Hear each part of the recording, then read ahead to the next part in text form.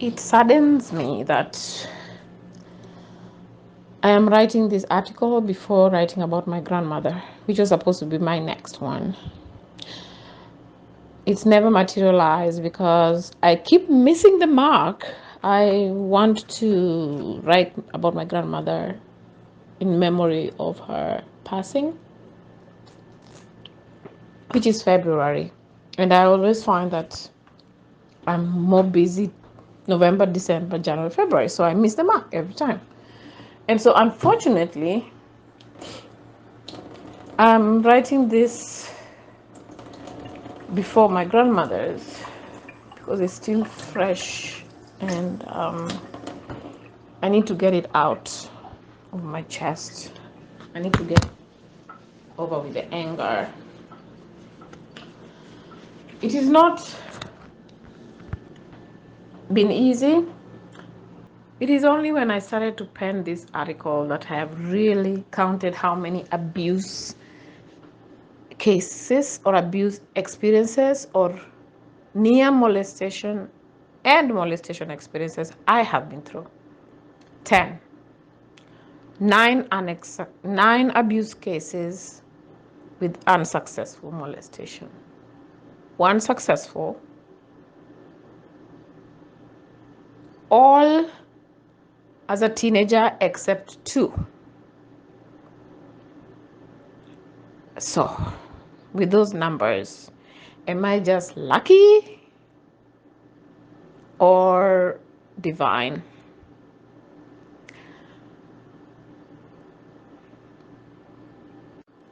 On this very day, I had actually contemplated on driving alone to see my dad, and unfortunately, we had had some issues with the car. So I was a little bit worried to be on the road by myself in Kenya at night. So I grabbed my assistant and my media guy, and off we went. Arriving there at about 8 p.m., 9 p.m. All the way from that day, we had an event, and the whole day, this guy kept asking, are you on the way? Are you on your way? Are you on your way? And I told him that I'm going with my assistant. But when I appeared when 3 of us appeared, he did not seem happy. That rubbed off on me as if like something is off here. The whole way he kept texting, where are you guys? Where are you guys? The impatience was annoying. From the get-go, on arrival, I sensed something was off. Some red bulb just went off, but I played it as if like I am just imagining things.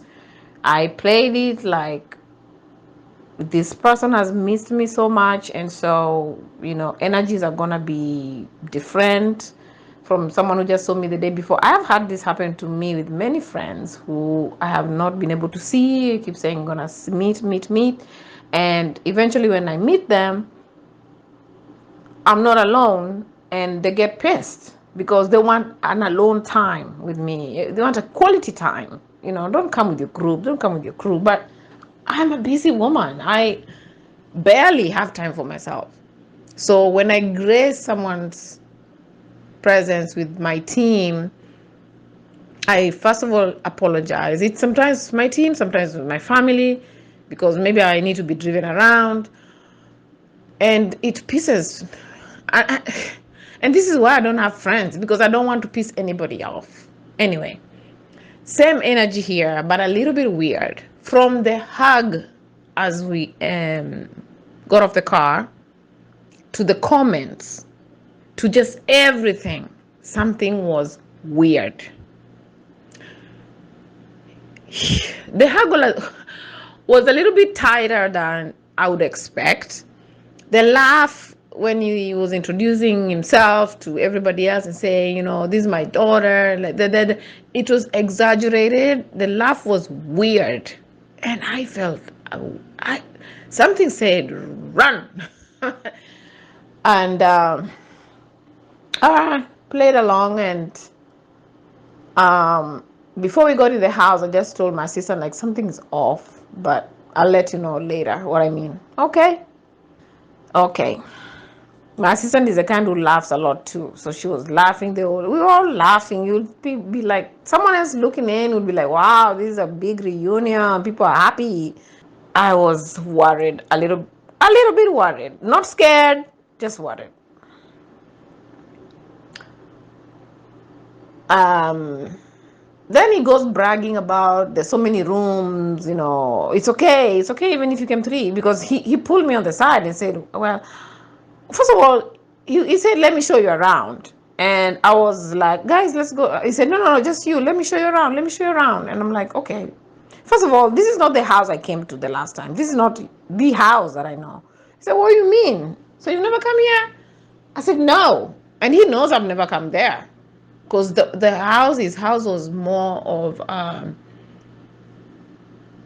a village home. This was an urban building. He was building.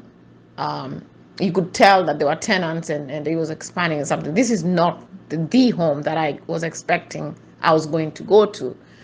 Anyway, so we left the main living room to go tour, and he hugged me again in a very, very inappropriate way. Very tight, very weird. And I was like, yep, Rack, you're right. Something is off. So, guards up. He went and showed me rooms outside. He said, someone can sleep here. You cannot. I said, oh, this is perfect. We can all sleep here. He says, no. You can't sleep here with your crew. No. You have a special place to stay. Blah blah. I said, it doesn't even matter anyway. I have to work almost through the night. Yeah, and then we came back. And then it was just uneasy. He was like, okay, we bring the food, we ate. At the table, it was laughs and uneasy and questioning my crew. What do you do? This and that. And oh my God. And then my media guy said, it's time, it's 11. You need to get to work. I'm like, oh yeah, we need to get up. And he said, okay, I'll show you the office. You can work in my office. And I think all of this was playing in his head earlier. So he took me to the office, and it's a separate wing. You can get out of the main house, you enter through another door.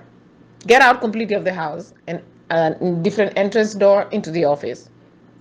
The first thing I noticed was that there's another door in the office into the house. So I scanned around very fast to see the setup, and I was like, perfect trap. But I'm not thinking that far yet. I'm just saying, well, I need to know my exits. If I don't know, my guns are just out. This dude sat across the table, pretending to write something, and my secretary was with me, and he was agitated that she was sitting there. He didn't say so, but he kept passing there, knocking her knees, walking past there like about 4 or 5 times. Excuse me. Like, oh, sorry. Basically indicating that you're in my way. Like, you need to move. Like, you need to get out of here. And he kept passing with this long rod, and we were wondering, like, what is that rod for? We actually asked him, and he said, oh, it's for taking Popo down, or I don't know what. I'm like, what is taking a rod for taking Popo down doing in the house at night? Why are you bringing it in the house at night? We didn't ask. We were wondering, because we discussed this later. We were like, what if that is a weapon? Then he said, oh, it's hot in here. Can we go and talk outside? I was like, it's not hot. That was clue number 1,000,000. Like, he was being very clear with his intentions. It wasn't hot outside. Something is off. He's literally saying, I want to be with Raquel by herself. Can you fucking leave.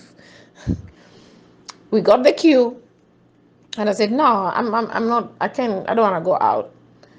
Then I let some seconds pass. Then I told Valley, like, I think we'll talk tomorrow. Meanwhile, I was texting her and saying, something is off. Go to your room. Go, he'll show you a room, and then don't sleep. So he left with her, showed her, this is where you sleep, this is where your boss will sleep. She said, no, we sleep together. And I also reiterated that we usually share a room because we talk about a lot of things that we're doing the next day. She has to do, I just said a lot of things out of the way. Like, she has to do my clothes, she has to do this for me, she has to do, which is none of that is true. But this was a case where I was like trying to tell this dude, like, there's no way in hell I'm not gonna sleep in a bedroom by myself, nor is she gonna sleep in a bedroom by herself. So still, I didn't know what his plans were, but yep. And after he was done showing her, he was relieved, came back. He was now like, oh, thank God, finally we're by ourselves. So I was like, oh, so tell me about your work, tell me about this. And I was right there, excited, telling him about, oh, I rescued these girls. And I was actually telling him particularly a case that had just happened. There was a father who was abusing one of our girls, literally abusing that girl. And I was told about this way after the fact. And the way it came about is that this guy, we had a parents meeting. I was there, yeah. And he's the one who led in prayers. So I was told that that's the father, the one who led. I'm like, what? Like, what the fuck? Like, how? Oh, I don't even know. So I was telling him about that. And I was telling him about these two girls who got pregnant. Trust me, to this day, I don't think he had anything that I said, because he was sitting right there planning his own abuse, planning his own attack, making his own plans. So sad. Yep. Then he said, come around the table. Typical. I've had that how many times when I went for job interviews? How many times? I said, no, I'm not coming around. Why? I'm like, wait, I need to finish telling you this story. He was becoming very impatient. So when I said, wait, I need to finish telling this story, I was busy typing on my WhatsApp on the laptop, telling my secretary, come now. She wasn't seeing my messages. Come now. And I'm texting my media person, come now. The guy's data was off. He was already out, cold, asleep, wherever he had been taken to. And I was buying as much time as I could. And his patience ran out, and he came around to my side on the table. And I stopped him and I said, wait, by the way, this office is safe because you guys are all going to sleep and I'll be here working till like maybe 3. Oh, yeah, it's safe. This is what you do. This is how you lock the door. And it was like, it is funny because I could literally tell what he was going to do next. He was going to show me how you lock the door. Like, I'm stupid. And of course, he was not going to reopen it. And that's exactly what he did. He showed me, you lock here, and then you're safe. And then he sat down. He didn't unlock it, knowing very well that my secretary might come back. Okay. Then he sat down to a chair close to me. Then he was talking. Then he pulled my hand, pulled me to him, put me to sit on him. Then I was like, here we go. Here we go.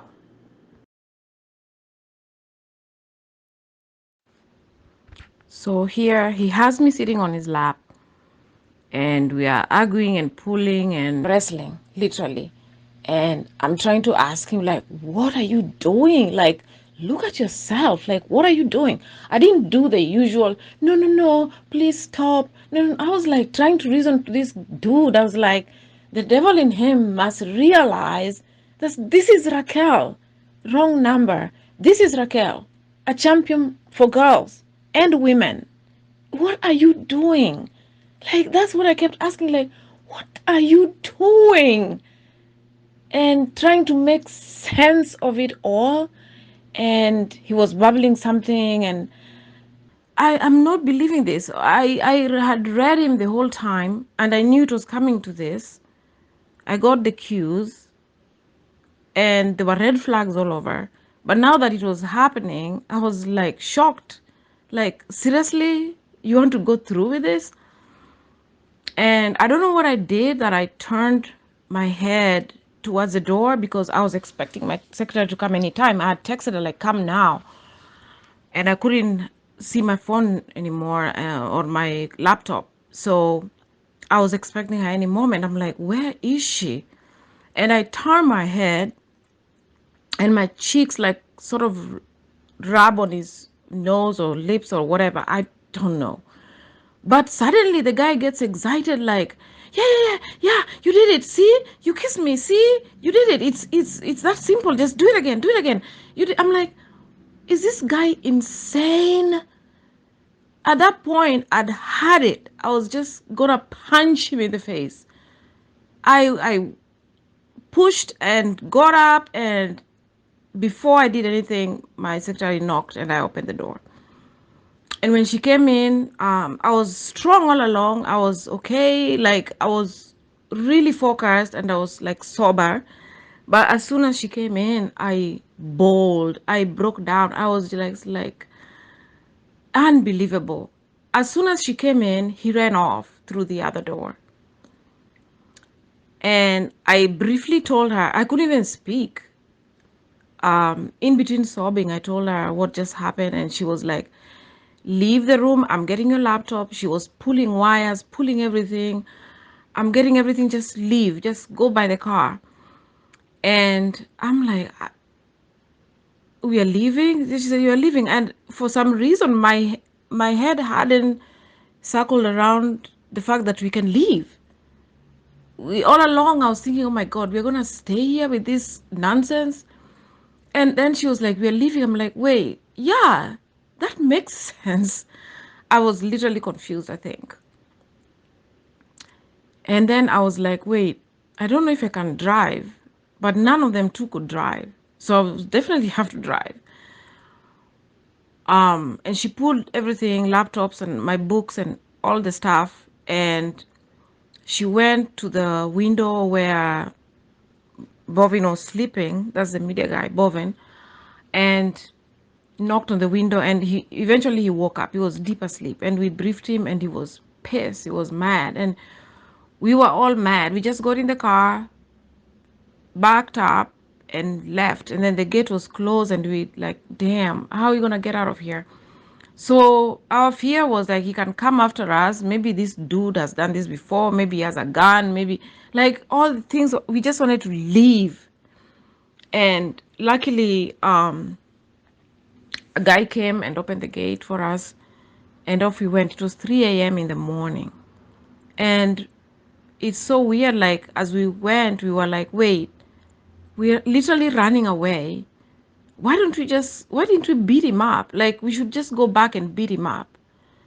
We almost turned the car around to go back and just beat the heck out of this guy.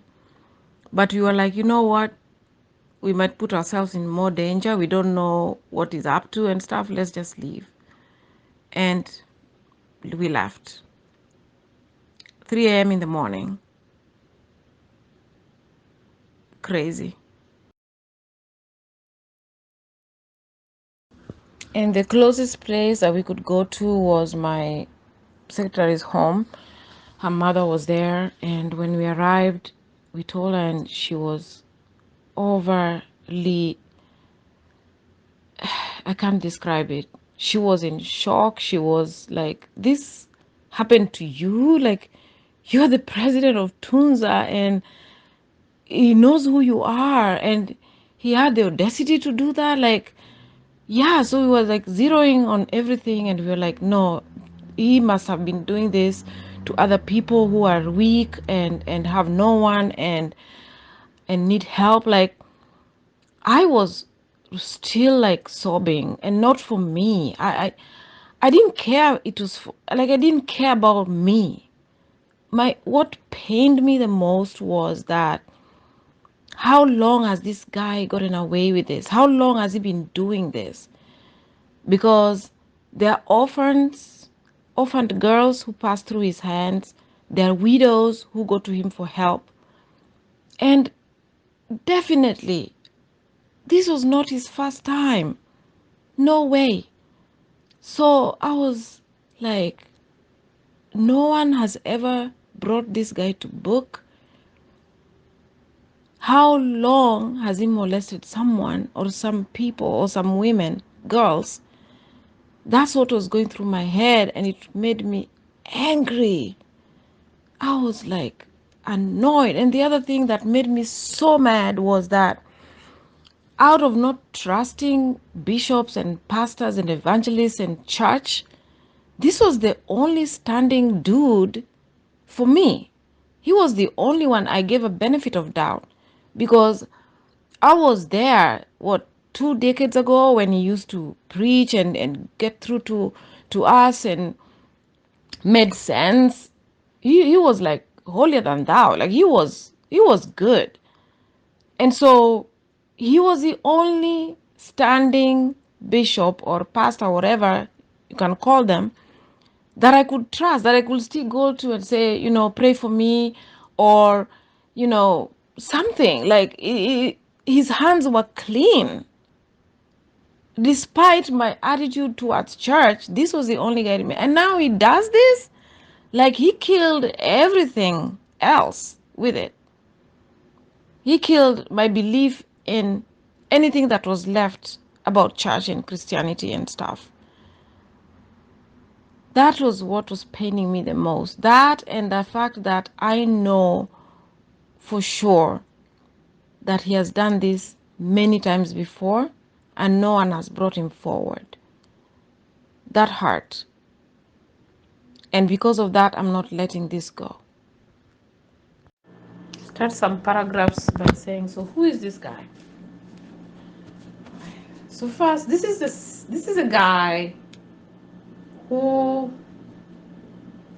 called me daughter, who felt he led me to Christ when I was in crisis in school. And he's one of the people who used to pass judgment, I guess. I don't know. Maybe this was after his time, but I was actually accused of having an affair with a school teacher. Me, the most innocent of girls in the school. Me. I went mad. I went crazy. And my guardian at the time wrote me a letter saying how disappointed he was at me. That hurt for years. Anyway, this is a guy who I had to look for bus fare from I don't know where, because my parents didn't even know what I was doing at the time. And I attended this wedding. I went to one of the, he was an awesome evangelist, awesome. And I went to one of the evangelical camps he was doing way back, and I liked it. I did. I mean, there seemed to be some very serious worshippers and people and stuff, and there's a lot of crusading those days. And this is the same guy. When he had a wedding, I made every effort to attend. I wore a green night dress, and took a picture. And his wife was towering over him. She's tall. And this is the same guy. When they had their first child, he sent me the picture of the child and a letter, and said, we welcomed your sister to the world. To us, you'll always be the firstborn. This is your sister, Kezia. This is the same guy who literally, I went to, when the idea of Tuza came to mind, and thought about partnering with him, because he already had a place set up. and partnering with him and gave him the idea of Tunza. And the only reason it didn't work, it wasn't feasible. It was too far, for one. And two, he did not believe in my cause. He just wanted help. He just wanted to benefit from it. He didn't say that, but from the fact that what I was explaining to him wasn't resonating with him, he was questioning a lot about sports and so what after that and this, and I'm like, you do your church thingy, and I do my sports thing. They're all both ending at the same time. We're helping people, and you already have a school, you already have a setup, and it's just easy for me to do it, and you have land. So that's why I asked him. But as soon as I left the place, I knew we're not gonna go down that road. It was too far, for one, and yeah, he did not believe in the vision. So that's how my village ended up being the first location. I said, you know what? I'm going to my home where people, I don't have to prove anything. If I fail, they're not gonna stone me either. I would say I tried. So I was more comfortable starting at my own village. That's how Tunza started in Kisumu. Otherwise, Tunza was going to start in Kisi, Keroka. Okay. This is the same guy who started asking for money. He started becoming money-minded, in our conversations now that I was in America. First he said he wants to visit. Then he said, he has all these projects. Every now and then he's, I'm helping this grandmother. I'm building a church. Could you donate some bricks? Could you, stuff like that. And I would push through. He didn't know what I was going through, but I would be like, okay. This was before Tunza a little bit. Okay. Look for $10, $20, $100 he said. It became too much. Started expecting too much. And I told my mom. My mom was like, he's just using you. Yeah. My mom was like, I never liked that guy. Yeah, he used to preach the devil out of the pulpit, but never, there was something off with that guy. But for me, I didn't judge it that way. I just said that any evangelist who becomes a bishop, who builds a church, it starts becoming about money. It's a business now. All the divine spirit, upako inaitwaje na English, is gone. Even his preaching became dry. And for me, it wasn't that he was a bad guy. For me, I felt like he was into the business of the church. So I let it pass. So we still talked once in a while, chatted once in a while, And I remember one time I was trying him and I said, does a tithe have to go to a church that you attend? If I want to tithe and I want my tithe to come to you, a church, what is wrong with that? And he was very, very smart in how he answered it. He didn't say yeah or nay. He just said something about where your heart is or something. It's all going to the work of the Lord or something like that.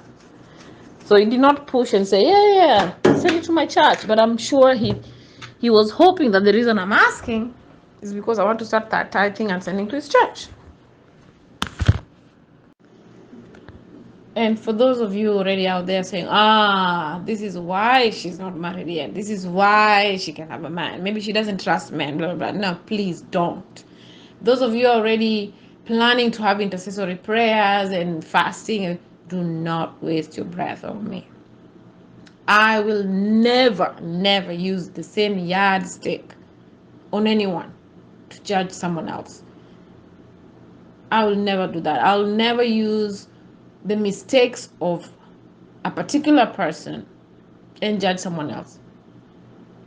I will not use the disdain of men who have put their hands on me to judge all men. Nah, I won't do that. For me, it's just when the time is right, the time is right. Not now. So save yourselves. So that is why I don't go to church.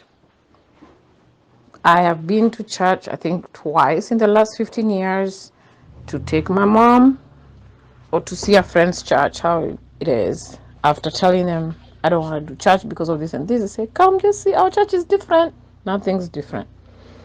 The pulpit men are just doing things that, you know what, I can read my Bible and teach myself. So believe what I want to believe. And on top of that, to just know that more than half of those men who laid their hands on me were proclaimed men of God. It's nauseating. I could kill somebody. Please don't pray for me. And then we were debating that the wife must know. And we were like, maybe she doesn't know. Oh, she must know. There's no way she wouldn't know. Oh, why wasn't she home? Oh, well, she's a teacher at a school away from that place. And the vote was that she must know. So the next best thing that I did, before that, this idiot of a pastor, idiot because I didn't expect him to do this. He texts me. Who does that? So a man of his caliber, a man of his education, a man who's been preaching all over the country, a man who calls himself bishop, a man who I'm sure this is not the first time he's doing this, should be clever enough not to crucify himself. He literally crucified himself. He texts me about what he has just done. So I get a text, 3 hours after we left his place. So it was about 5 a.m. We were at Balim's mom's house and we had not slept all night. They were consoling me. We were talking about it. We were talking about what we could have done, what we didn't do. Are we cowards? What should we do now? How do we handle this moving forward? We were talking about all that. Boom, I get a text. I'm like telling everyone, like, look, this idiot has texted me. Like, who? Who else? I'm like, he's texted me. I'm not even reading it yet, but I knew in my heart, I knew it was an apology. I didn't even have to read it. But I took for a while before I read it because I'm like, who does this? Who does that? Call or do something. And then he's texting on a text SMS, regular texting, not WhatsApp, which you can delete right away. Like you can come back to your mind and delete it. He texted something he can't delete. It's with me for good, for life. That's crucifying yourself. And maybe we should just thank the Lord that I serve. Well, the one he serves made him do all that he was doing, but he wanted to blame the devil here. So he's apologizing, saying, the devil made me do it, blah, blah, blah. Like, not with those words, but actually, let me just read it. I have it right here. I'm saving this for life. I might actually frame it. So he says this, and I quote, "Thanks for being God's angel to me. You saved me in my lowest, shameful, and most awkward moment since 1984. First of all, I don't know what happened in 1984. I had not met this man in 1984. So he must be definitely speaking about someone else. He may have molested someone else in 1984. We will never know. If this goes to court, maybe he has to say what he did in 1984. If this goes viral, another woman might come up and say what happened in 1984. I don't know, but I don't know why 1984 is appearing in a text to me. All right. Maybe that's when he got saved. I don't know. And he continues, and I quote, I had slipped into an abyss, almost joining the list of fallen, failed people. Hey, dude, you had fallen way before and you fell, and you're not almost in a list. You are in the list or on the list of the fallen. You've fallen down so hard, it will take miracles for you to ever be trusted by anyone when this comes out. You have fallen. So you did not almost join the list of the fallen. All right. And then he goes on, your strong will, my strong will. You're relying on a woman's strong will to stop you. Okay. So your strong will and arms saved me. Arms. Like I wish I smacked that guy harder. Like just punched him to the brink of death. My arms saved you? Let me continue. So, and I quote, your strong will and arms saved me, my family, and ministry forever. What? Ministry forever? Not happening. There's no forever here. You're going down. Let me finish. Thanks and forgive me. Then the text ends there, and then it starts another one. I hadn't known to be one that could sink this low. Okay, so now he's trying to justify that this is the only time. I do not buy it. I hadn't known I'm one who could sink this low. First of all, you didn't stop. You didn't even realize what you're doing and stopped. You ran away. You took off. If my secretary didn't come, I had texted her to come, well, you would have raped me, or I don't know what could have happened, because I was not gonna let you do anything to me. So you didn't think you could sink this low? And when did you realize you are sinking low? So anyway, so that's the text. The guy crucified himself. It's right there. Yeah, so the next best thing that I did, I texted the wife. I said, hi, Mom. How are you? I'm in town. Were you aware? Blah, blah, blah. And then she responded, hi, when did you come? So apparently she was not aware. How? How come he didn't tell her? Anyway, I'd been in the country for a while and now she didn't know. So I said, okay. So my next text was that I went home and I didn't find you. That's why I'm asking if you knew I was around. And she responded something to do with, oh, then I missed that then, your visit. When are you going back? Make sure we see each other before you go back. I said, good. She's responding well. And then I waited a little bit, then I texted her again and I said, actually something happened at home and that's why I was wondering where you were.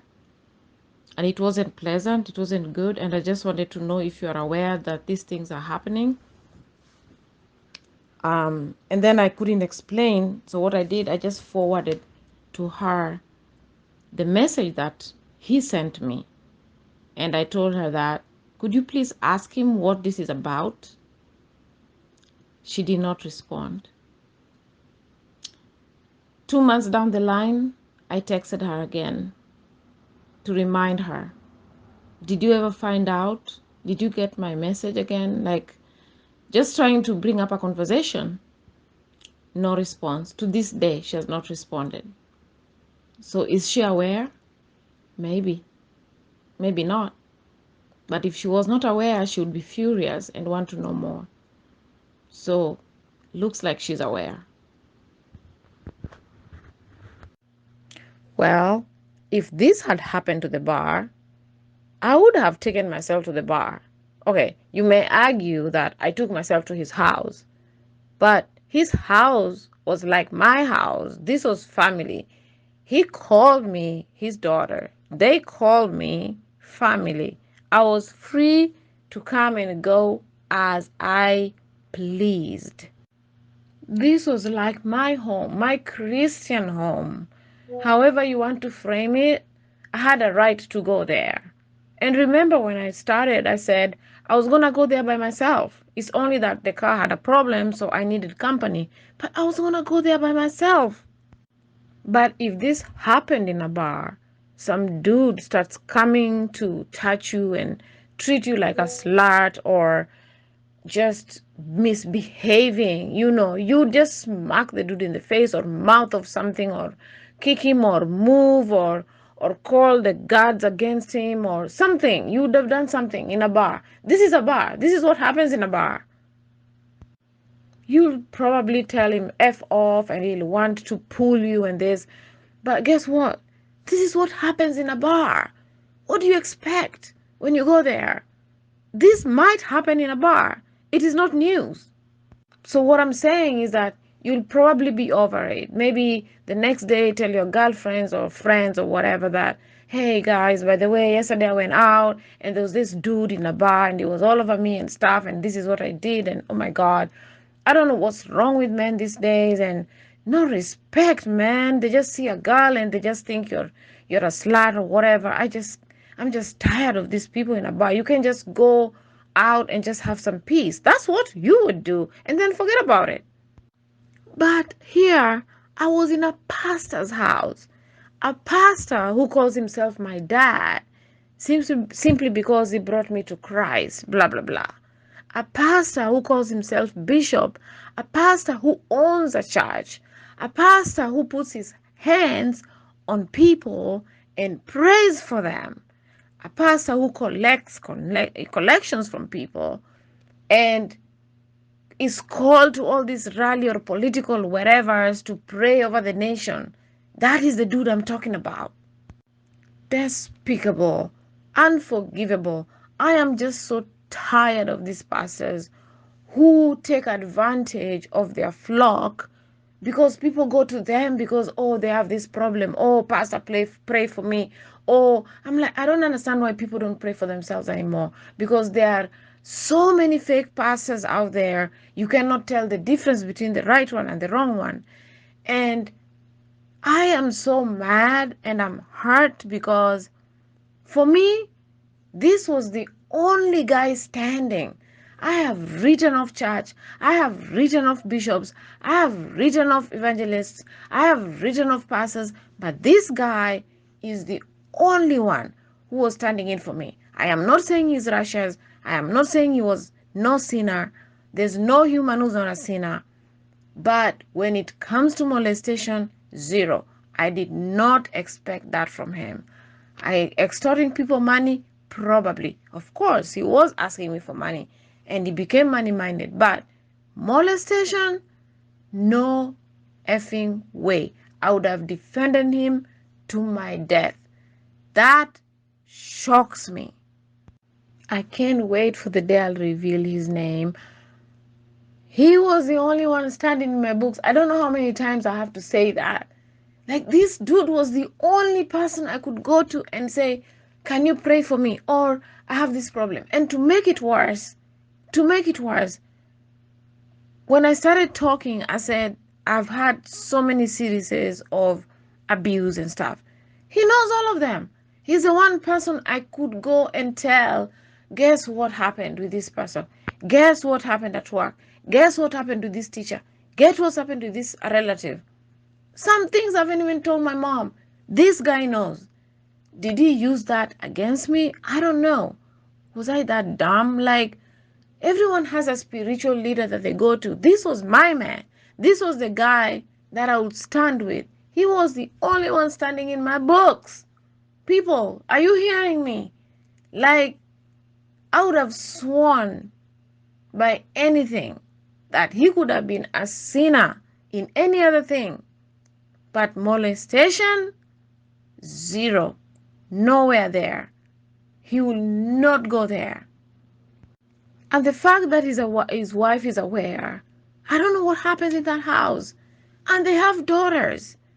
And he preaches, he takes care of widows. I've given him money to build a widow's house. He takes care of orphans. He says he takes care of all these people. Like, I don't even understand. And when did evil get into this man? This was an evangelist who believed that Jesus is coming tomorrow. He would preach the devil out of us students when we were in school. Like, I still have tapes of his preachings. I still have letters that he used to write encouraging me. I don't know if he thought it was Paul writing to the Corinthians or whatever, but I believed in a lot of things that he was saying. I learned a lot of biblical things and their meanings because of what he was saying. What happened? Now, what do they think is going to happen to their daughters? Karma is a bitch. He's going to come back. I am not God. I am not going to judge him. I can't. I am not going to win maybe any case over him. I can't. But guess what? Karma is a bitch. It always comes back and bites the worst way. And the whole wide world will know. And all the evil deed that he has done to women, because I know, I can bet $1 million I am not the only one. And that's why I'm not hurt for me. I am hurt for others who are helpless, who can talk about it. And that's why I am writing this article. This is not an audio record for media or anything. But I decided to say these things so that I remember when I start writing the article, I remember they're fresh in my mind like yesterday. They're fresh in my mind like it's happening to me right now. I am very, very emotional about it. And it's going to be an article. It's going to be a book. I don't care. I don't know what it's going to be, but the world will know. And the fact that his wife knows and he's not saying anything, it makes it worse. It makes me not want to let this go. I have had friends who've said, oh, forgive and move on. And if it happens again, no. It might never happen again to me. It will never happen again to me, definitely. But it will happen to someone else. Maybe, just maybe, the universe or God or some supreme being, whatever you believe in, whatever that is, sent me to that house so that this can happen, so that someone can say something. Maybe it has happened to so many people and they can't talk. This is their big pastor. They'll embarrass him. Maybe it was good that this happened to me because I will say something. Maybe it's a blessing this happened so that I say something. And I've been given a duty to do that. And if this trust has been bestowed to me with whoever, a divine nature or whoever, I am going to carry it out. I am not going to keep quiet. No, not this guy. He's going down. If he thinks for one moment that I've forgotten about this, that I'm letting this go, that I'm not going to pursue it or write about it and report it and let the whole world know who it is, to save other women and other girls, because I believe I was not the first one. There's no way I could be the first one. I'm too big a risk to have been the first one. Well, if he's thinking all that, sorry. I just started. I'm just beginning. You're gonna go down. Yeah, you're gonna go down, Pastor. And your whole house with it. You're going down. You know,